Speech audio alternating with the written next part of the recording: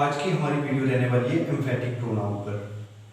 दोस्तों, emphatic pronoun और reflexive pronoun देखने में एक जैसे हैं, एक ही शब्द हैं, सिर्फ इनका यूज अलग अलग है। कई बार एग्जामिनेशन एम्फेटिक प्रोनाउन की जगह रिफ्लेक्सिव प्रोनाउन और रिफ्लेक्सिव प्रोनाउन की जगह एम्फेटिक प्रोनाउन लगाकर एरर पूछ लेता है।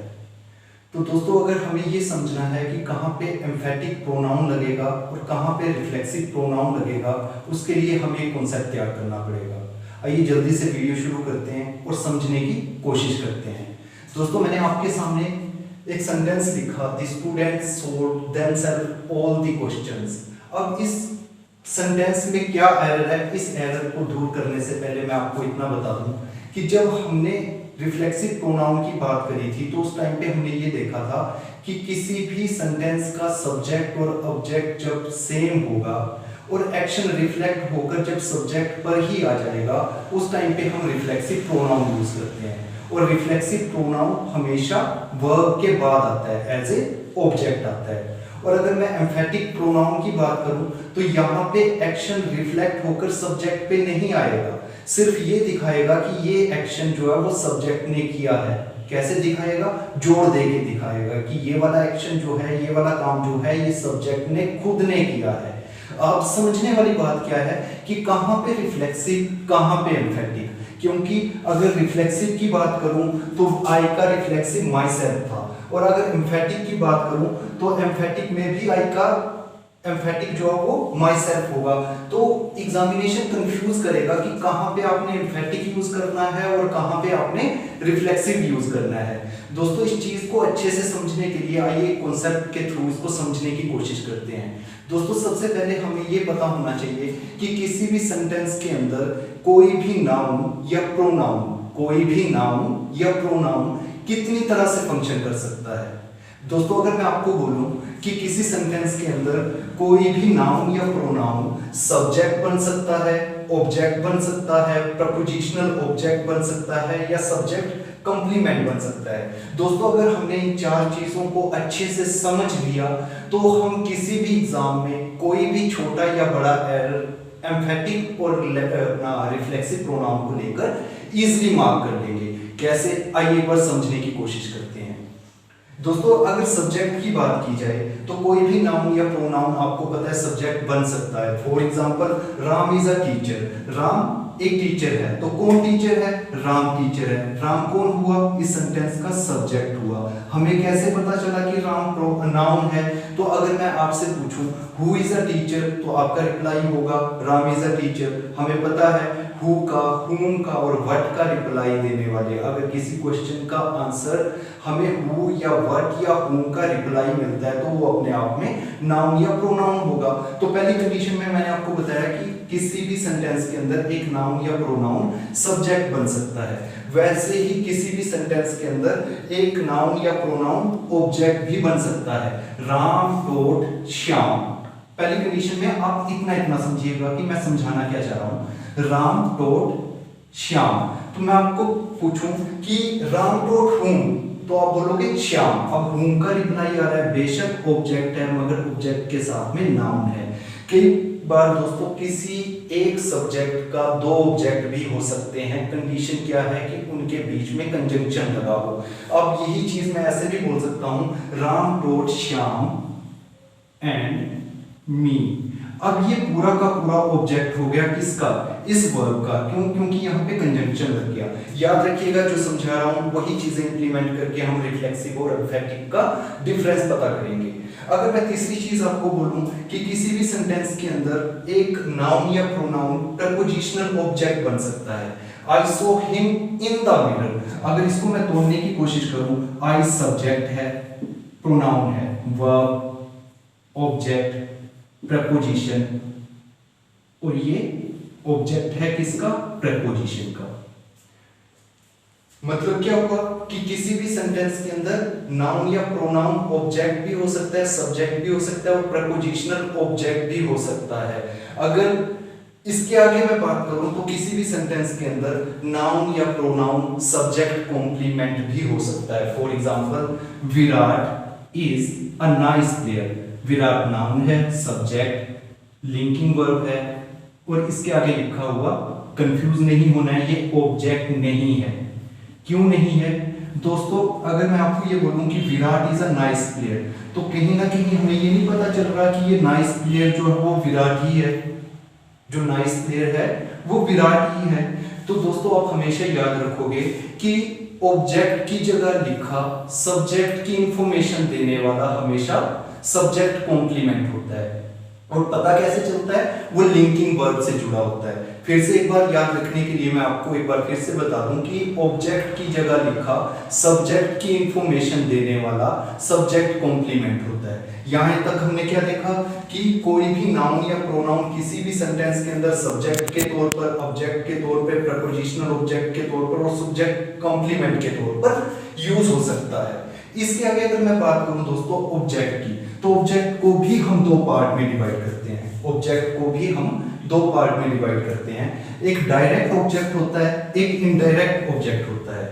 डायरेक्ट ऑब्जेक्ट जो वो हमेशा वर्ब के लिए काम करेगा। डायरेक्ट ऑब्जेक्ट हमेशा वर्ब के लिए काम करेगा। और इनडायरेक्ट ऑब्जेक्ट जो होगा वो सब्जेक्ट के लिए एडिशनल इंफॉर्मेशन तैयार करेगा। आइए देखने की कोशिश करते हैं। अगर मैं यहां पे लिखूं he gave me 10,000 rupees। अब he सेंटेंस का सब्जेक्ट है, gave वर्ब है, me 10,000 rupees। अब हमें यहां पे ये देखना है कि कौन सा ऑब्जेक्ट जो है वो सब्जेक्ट अपना डायरेक्ट ऑब्जेक्ट है और कौन सा ऑब्जेक्ट जो है वो इनडायरेक्ट ऑब्जेक्ट है। अगर दोस्तों मैं यहां पे इस 10,000 को छिपा दूं, he gave me, कुछ अजीब सा लग रहा है। आप फिर भी पूछोगे he gave me के आंसर के लिए आप मुझसे पूछोगे वर्ड क्या दिया आपको। तो अगर मैं इस me को हटा दूं तो आप बोलोगे he gave 10,000 rupees। सेंस पूरी हो रही है। किसी भी सेंटेंस के लिए भी दो चीजों का होना जरूरी है, एक कंप्लीट इंफॉर्मेशन हो और एक सीक्वेंस जो वर्ड्स का हो वो बिल्कुल सही हो, बिल्कुल सही तरीके से वर्ड्स उसमें हो और उसका जो मीनिंग है वो हमेशा कंप्लीट होना चाहिए। अब देखिए दोस्तों यहाँ पे मी था, अगर मैं ये आपसे पूछूं कि यहाँ पे डायरेक्ट ऑब्जेक्ट क्या है, तो वर्ब के लिए कौन क्या दिए 10,000। अगर मैं इस मी को हटा भी दूं he gave 10,000 rupees तो सेंस पूरी हो रही है। अगर मैं बोलूं he gave me तो सेंटेंस पूरा नहीं हो रहा है। मतलब ये क्या हुआ, me इनडायरेक्ट ऑब्जेक्ट हुआ। अगर इनडायरेक्ट हुआ तो ये इंफॉर्मेशन तैयार करेगा सब्जेक्ट के लिए और ये किसी भी सेंटेंस के अंदर नॉट कंपल्सरी रहता है, जरूरी नहीं है कि ये हो ही हो। मगर किसी भी सेंटेंस के अंदर जो वर्ब के लिए काम करेगा वो डायरेक्ट ऑब्जेक्ट होगा और ये कंपल्सरी होगा। समझ लो इतनी बात। अगर ऑब्जेक्ट की बात करूं कितने टाइप का हुआ, डायरेक्ट और इनडायरेक्ट। डायरेक्ट ऑब्जेक्ट वो हुआ जो वर्ब के लिए काम करेगा और हमेशा कंपल्सरी होगा। अगर इनडायरेक्ट की बात करूं तो वो सब्जेक्ट में कुछ एडिशनल इंफॉर्मेशन तो डालेगा मगर कंपल्सरी नहीं होगा। फिर से देख लीजिए एक बार, क्योंकि इसके बेस पे ही हमने सारे एरर निकालने हैं। किसी भी सेंटेंस के अंदर सब्जेक्ट की तरह ये काम हो सकता है, ऑब्जेक्ट की तरह प्रपोजिशनल और सब्जेक्ट कंप्लीमेंट की तरह नाउन या प्रोनाउन यूज हो सकता है। और ऑब्जेक्ट भी दो तरह के होते हैं, डायरेक्ट ऑब्जेक्ट और इनडायरेक्ट ऑब्जेक्ट। अब दोस्तों एक बार देखिएगा, यहाँ पे हमने जो एक सेंटेंस लिखा था जिसके अंदर हमने एरर डिटेक्ट करना है, इसको तोड़ने की बात करते हैं। स्टूडेंट्स सब्जेक्ट है, वर्ब है। अब देखिए themselves प्रोनाउन है, हमेशा ऑब्जेक्ट के लिए काम करेगा, मतलब ऑब्जेक्ट हो गया। अगर और की बात करूं तो क्वांटिटेटिव एडजेक्टिव हुआ, क्वांटिटी बता रहा है, आर्टिकल है, क्वेश्चन है। अपना क्वेश्चन नाउन है मगर यहाँ पे ऑब्जेक्ट का काम कर रहा है।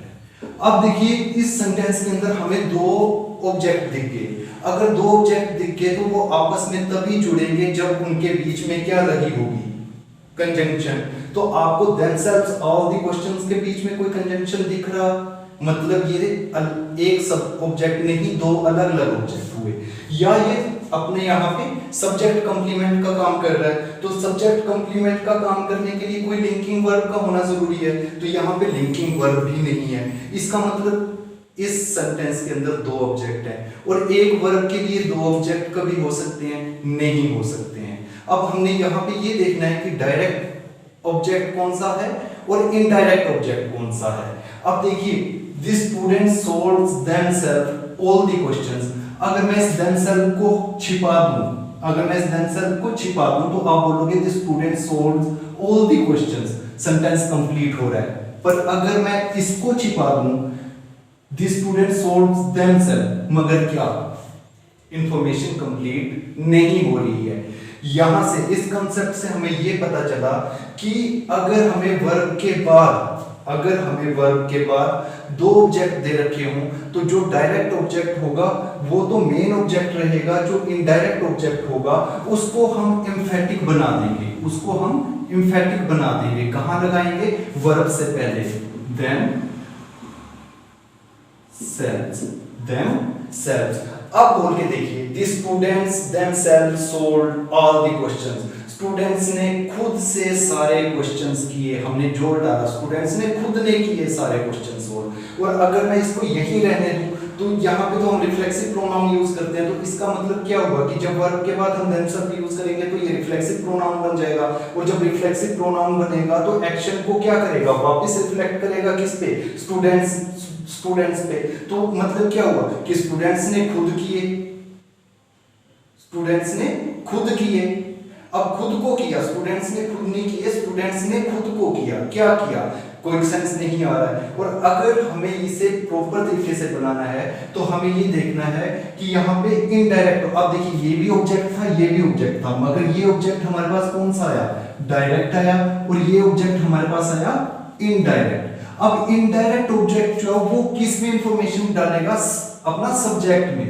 और जो डायरेक्ट ऑब्जेक्ट है वो हमें हमेशा काम करेगा वर्ब के लिए। तो वर्ब के लिए काम हो रहा है ऑल द क्वेश्चंस, की सारे क्वेश्चंस किए।